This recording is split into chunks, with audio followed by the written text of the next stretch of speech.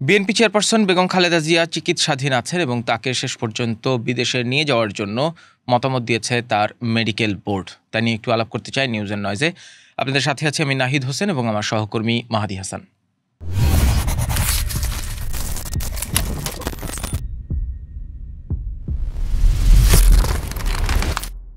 মাহাদি, আমরা অপেক্ষা করছিলাম যে বেগম জিয়ার শারীরিক অবস্থা নিয়ে কি তথ্য জানা যায়। গতকাল অর্থাৎ আজকে যখন আমরা কথা বলছি 4 ডিসেম্বর, 3 ডিসেম্বর কিন্তু আমরা কোনো আনুষ্ঠানিক আপডেট পাইনি। 4 ডিসেম্বর দুপুরবেলা তার ব্যক্তিগত চিকিৎসক ডক্টর এজেডএম জাহিদ হোসেন, একই সাথে তিনি বিএনপির স্থায়ী কমিটির সদস্য, তিনি ব্রিফিং করেছেন। একটু কি বললেন সেই বিষয়টা আগে একটু বলেন। আচ্ছা, উনি ব্রিফিংয়ে যেটা খুব গুরুত্বপূর্ণ তথ্য দিয়েছেন যে আপনারা জানেন 2-1 দিন ধরে আমাদের কথা হচ্ছিল যে খালেদা জিয়াকে বিদেশে নিয়ে যাওয়া যাবে কিনা, তার শারীরিক অবস্থা কিরকম।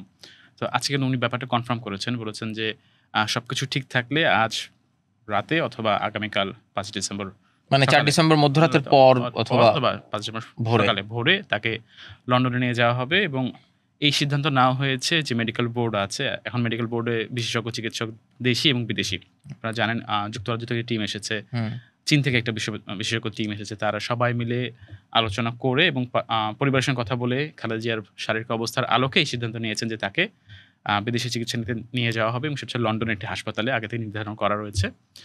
কাতার সরকার একটা অ্যাম্বুলেন্স পাঠিয়েছে, এয়ার অ্যাম্বুলেন্স। সেই অ্যাম্বুলেন্সে করে বেগম খালেদা জিয়াকে আজ মধ্যরাত অথবা আগামীকাল সকালে থেকে লন্ডনে নিয়ে যাওয়া হবে। এটা হচ্ছে সর্বশেষ আপডেট। এর আগেও বেগম জিয়াকে যখন লন্ডনে নিয়ে যাওয়া হচ্ছিল ট্রিটমেন্টের জন্য, তখনও কাতার এয়ার অ্যাম্বুলেন্স পাঠিয়েছিল। কাতার সরকারের পক্ষ থেকে জানানো হচ্ছে সব রকম সহায়তা করতে তারা প্রস্তুত আছে। তার সাথে কে যাবেন? আচ্ছা, তার সাথে কে যাবেন এটা নিয়ে একটু আমরা আজকে ব্রিফিং এর আগ পর্যন্ত কিন্তু অনেক ধরনের কথা শোনা যাচ্ছিল যে কে যাবেন।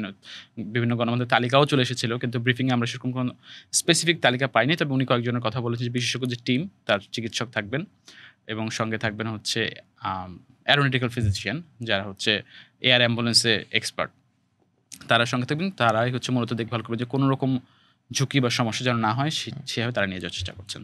তার বিশেষজ্ঞ দল যারা যাচ্ছেন তাদের সাথে কি বিদেশ থেকে যারা এসেছেন তারাও যাবেন লন্ডনে? তারা একজন অ্যাস্ট্রোফিজিশিয়ান থাকতেছেন। আচ্ছা, অ্যারোনটিক্যাল ফিজিশিয়ান মানে যেহেতু একটা লম্বা পথ উড়োজাহাজে যাত্রা করবেন, আকাশপথে যাত্রা করবেন, সেই যাত্রাটি যাতে নির্বিঘ্ন হয় নিশ্চয়ই সেই জন্য অ্যারোনটিক্যাল ফিজিশিয়ান সেইখানে থাকবেন। তার পরিবারের কেউ কি যাবেন? আমরা শুনছিলাম যে তার পরিবারের কেউ, আমরা শুনছিলাম যে তার পুত্রবধূর কথা বলা হচ্ছিল, তারপর তার যেই গৃহকর্মী তার সাথে সব। বিবিসি বাংলা বোধহয় একটা রিপোর্ট করেছে এই নিয়ে, একটা তাদের নিজস্ব সূত্রের বলাতে। হ্যাঁ, বিবিসি বাংলা বলছিল যে তারেক রহমানের স্ত্রী জুবাইদা রহমান তিনি দেশে আসবেন, এসে তারপর হচ্ছে খালেদা জিয়াকে নিয়ে যাবেন। কিন্তু কোনো অফিসিয়াল সূত্রে বলাতে আমরা কিছু জানতে পারিনি, যার কারণে এটা কনফার্ম করা যাচ্ছে না। মানে বিএনপির পক্ষ থেকে এটা সুস্পষ্টভাবে জানানো জানি, বিবিসি বাংলা তাদের নিজেদের সূত্র থেকে রিপোর্টটি করেছে। এই ঘটনাটি যখন ঘটলো, তার মানে কি তারেক রহমানের দেশে আসা নিয়ে যে নানান রকম আলোচনা আমরা কয়েকদিন শুনলাম, সেটি তো কার্যত এখন তাহলে আলোচনার বাইরে, মানে তারেক রহমান ফিরছেন না নিঃসন্দেহে। গতকালকে কিন্তু বিএনপি মহাসচিব মির্জা ফখরুল ইসলাম আলমগীর এই কথাটাই বলেছিলেন যে খালেদা জিয়ার শারীরিক অবস্থার উপর ডিপেন্ড করছে আসলে তারেক রহমান আসবেন কি আসবেন। অর্থাৎ খালেদা জিয়ার যদি বাহিরে নিয়ে যাওয়ার মতো অবস্থা হয়, সেক্ষেত্রে তারেক রহমান আসবেন না। সেক্ষেত্রে লন্ডন হতে পারে, কিংবা একটু কম দূরত্বের পথ সিঙ্গাপুরও হতে পারে, সেখানে তারেক রহমান হয়তো মার সঙ্গে দেখা করবেন। আর যদি না হয় তাহলে তারেক রহমান অবশ্যই দেশে আসতেন, এরকম একটা কথা আমরা গতকাল পর্যন্ত শুনতেছিলাম। যেহেতু আপনি যেটা বলেন আসলে সেটা সত্যি যে এখন যে তার বিদেশে নিয়ে যাওয়ার ব্যাপারটা এখন পর্যন্ত কনফার্ম, তার মানে তারেক রহমানের আসার সম্ভাবনা আসলে নেই বললেই চলে। মানে আপাতত তিনি যে আসছেন না সেটি তো খুব সহজেই ধারণাই করা যায়, কারণ বেগম জিয়াকে লন্ডনে নিয়ে যাওয়া হচ্ছে। তার শারীরিক এই মুহূর্তের অবস্থা কি, সেটা নিয়ে কি আজকে ডক্টর এজেডএম জাহিদ হোসেন কিছু বলেছেন? উনি বলছেন যে এর কয়েকদিন আগে তিনি বলতেছিলেন যে তার অবস্থা স্টেবল আছে এবং চিকিৎসা গ্রহণ করতে পারছেন, যে মানে রেসপন্স করতে পারছেন এবং সবার দোয়া করতে পারছেন। উনি বারবার বলছেন যে আপনারা দোয়া করেন, ইনশাআল্লাহ আমরা তাকে সুস্থ হয়ে ফিরে পাবো, দোয়া করছিলেন। এবং যেহেতু আমরা শুনতে পারলাম যে এয়ার অ্যাম্বুলেন্সে করে তাকে নিয়ে যাওয়ার সুযোগ তৈরি হয়েছে বা চিন্তা ভাবনা করছেন, মেডিকেল বোর্ডের চিকিৎসক সিদ্ধান্ত নিয়েছেন, তার মানে তার অবস্থা নিশ্চয়ই আগের চেয়ে একটু হয়তো বা আমরা ধরে নিতে পারি যে উন্নতির দিকে। কারণ বলাই তো হচ্ছিল যে তার শারীরিক অবস্থা যদি পারমিট করে, ফিট টু ফ্লাই তিনি যদি থাকেন, তখনই কেবলমাত্র তাকে বিদেশে নিয়ে যাওয়ার সিদ্ধান্ত নেওয়া হবে। এবং যেহেতু বিদেশে নিয়ে যাওয়ার সিদ্ধান্ত হলো শেষ পর্যন্ত, সেই ক্ষেত্রে সেই যুক্তিতে ধরে নিয়ে যায় তার শারীরিক অবস্থা এই মুহূর্তে বিদেশে যাওয়ার মতো, মানে একটা লম্বা পথ, কারণ ঢাকা থেকে লন্ডন তো অনেক লম্বা সময়ের পথ। যদিও এয়ার অ্যাম্বুলেন্সে যাবে, এটা স্পেশাল ট্রাফিক ওয়ে দিয়ে যাবে, বাট তারপরও একটা লম্বা সময় যেহেতু যাত্রাপথ, সেই জন্য অ্যারোনটিক্যাল ফিজিশিয়ানসও থাকছেন।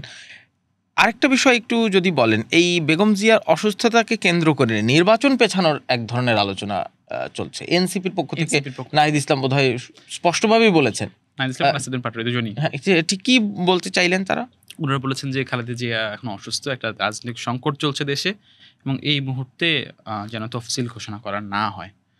তাকে প্রশ্ন করা হয়েছিল যে আপনাকে আসলে তফসিল পেছানোর কথা বলছেন কিনা। তারা তখন আবার বলছেন না আমরা সেটা বলি না, আমরা চাচ্ছি যে এটা যেন নির্বাচন কমিশন বিবেচনায় রাখে যে এখন যে অবস্থা চলছে। আসলে কিন্তু তাই দেখেন, সারা দেশ কিন্তু এখন খালেদা জিয়াকে নিয়ে উদ্বিগ্ন, সারা দেশের মানুষ উদ্বিগ্ন। কিন্তু সেটার সঙ্গে আসলে তফসিল ঘোষণা কি তারা সম্পূর্ণ সেভাবে বলেনি। তারা শুধু খুবই হালকা করে বলেছে যে এই উদ্ভূত রাজনৈতিক পরিস্থিতিতে যেন নির্বাচন কমিশন বিবেচনা করে যে তফসিল পেছানো হয়, তফসিলের ব্যাপারটা ঘোষণার ব্যাপারটা বিবেচনা করে। এই ব্রিফিং যখন হলো এবং যখন সিদ্ধান্ত চূড়ান্ত হলোই যে বেগম জিয়াকে বিদেশে নিয়ে যাওয়া হবে, সেইখানে কি তারেক রহমানের ফেরা নিয়ে কোনো আলাপ আলোচনা হয়েছে? এখন পর্যন্ত তারেক রহমানের কোনো স্ট্যাটাস দেয়নি, মানে চোখে পড়েনি আমার। কিন্তু তারেক রহমানের এই ফিরে আসা না আসা নিয়ে তো গত কয়েকদিন নানানজন নানান কিছু লিখেছিলেন।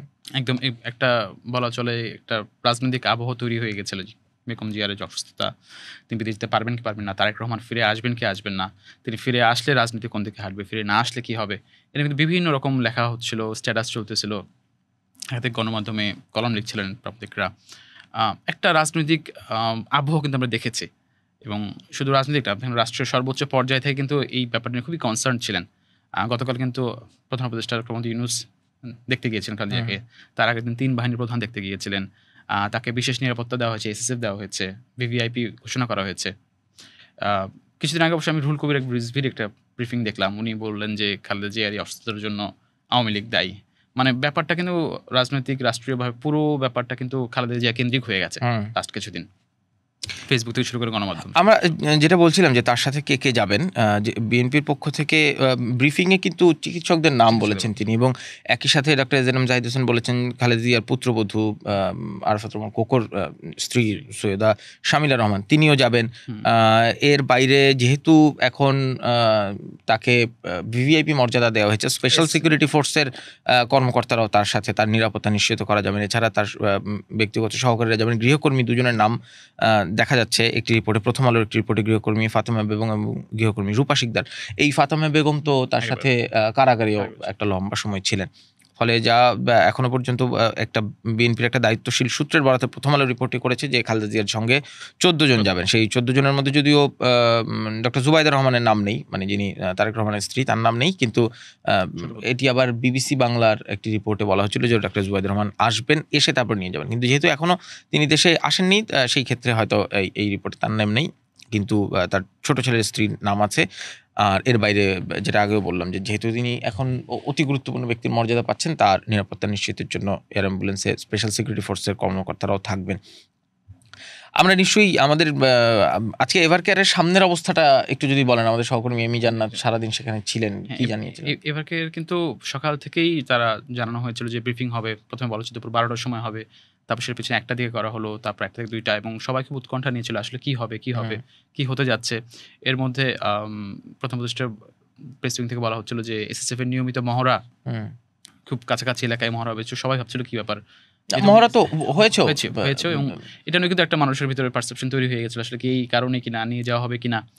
আর প্রেস ব্রিফিং কিছুক্ষণ আগেও কিন্তু গণমাধ্যমে আসা শুরু করেছিল যে তাকে অ্যাম্বুলেন্সে করে লন্ডন নিয়ে যাওয়া হবে। হ্যাঁ, আজকে 4 ডিসেম্বর সকাল 10টার পর থেকে আমার মনে হয় কাতার যে এয়ার অ্যাম্বুলেন্স পাঠাচ্ছে এবং তারা যে পাঠানোর জন্য প্রস্তুত, সেটি আমরা গণমাধ্যমে আগেই দেখেছি, এবং কূটনৈতিক সূত্রের বরাতে, বিএনপি সূত্রের বরাতে এই সংবাদটি তখন থেকেই জানা যাচ্ছিল, কিন্তু আনুষ্ঠানিকভাবে আমরা জানলাম হচ্ছে ব্রিফিংয়ে। এর বাইরে ধরেন একটা রিপোর্টে পড়ছিলাম যে বিএনপির পক্ষ থেকেই কাতারের দূতাবাসের যিনি রাষ্ট্রদূত আছেন তার সাথে যোগাযোগ করা হয়েছিল, এবং তিনি সাথে সাথেই সাড়া দিয়েছেন তার সরকারের সাথে কথা বলে, এর আগের বারের মতোই। সেই ক্ষেত্রে ডক্টর এজেএম জাহিদ হোসেনের ভাষ্য অনুযায়ী হয় 4 ডিসেম্বর মধ্যরাতের পর অথবা 5 ডিসেম্বর সকালে তাকে নিয়ে যাওয়া হবে। আমরা নিশ্চয়ই সেই খবরগুলো নিয়মিত খোঁজ খবর রাখবো এবং পরবর্তী আপডেটগুলো নেওয়ার চেষ্টা করবো। মাহাদি, আপনাকে ধন্যবাদ যুক্ত হওয়ার জন্য। কথা বলছিলাম বিএনপি চেয়ারপারসন বেগম খালেদা জিয়ার সবশেষ শারীরিক অবস্থা এবং তার ব্যক্তিগত চিকিৎসক যেটি জানিয়েছেন 5 ডিসেম্বর ভোরে অথবা 4 ডিসেম্বর মধ্যরাতের পর তাকে কাতারে নিয়ে যাওয়া হবে। কাতারে এয়ার অ্যাম্বুলেন্সে তার লন্ডনে নিয়ে যাওয়া হবে এবং সেখানে নিশ্চয়ই মাতা এবং পুত্রের আবারও দেখা হবে। যেটি বলছিলেন তারেক রহমান কিছুদিন আগে তার ফেসবুকে, যে এরকম একটি সংকটাপন্ন অবস্থায় অন্য সবার মতোই মায়ের স্নেহ পাওয়ার জন্য তারও আকাঙ্ক্ষা আছে এবং সেই ঘটনাটি হয়তো ঘটবে। সেটি ঢাকায় ঘটার কথা ছিল, হয়তো সেটি হয়তো লন্ডনে ঘটবে। আমরা পরের খবরগুলো নিশ্চয়ই জানাবো। ধন্যবাদ সবাইকে।